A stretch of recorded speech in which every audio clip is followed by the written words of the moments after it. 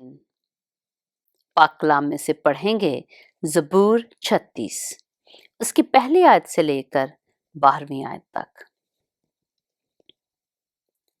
शरीर की बदी से मेरे दिल में ख्याल आता है कि खुदा का खौफ उसके पेशे नजर नहीं, क्योंकि वो अपने आप को अपनी नजर में इस ख्याल से तसल्ली देता है कि उसकी बदी ना तो फाश होगी ना मकरूह समझी जाएगी। उसके मुंह में बदी और फरेब की बातें हैं, वो दानिश और नेकी से दस्तबरदार हो गया है।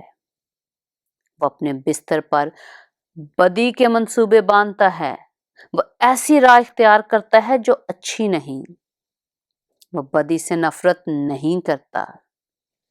ऐ खुदावंद, आसमान में तेरी शफकत है, तेरी वफादारी अफलाक तक बुलंद है, तेरी सदाकत खुदा के पहाड़ों की मानद है, तेरे अहकाम नहायत अमीक हैं।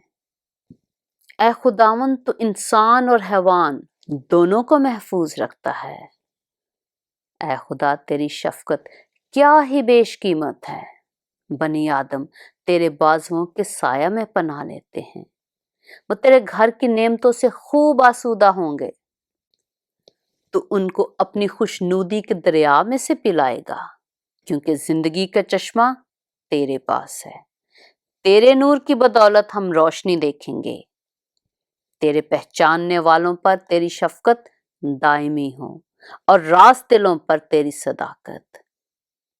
मगरूर आदमी मुझ पर लात ना उठाने पाए और शरीर का हाथ मुझे हाँक ना दे। बदकिरदार वहां गिरे पड़े हैं, वो गिरा दिए गए हैं और फिर उठ ना सकेंगे।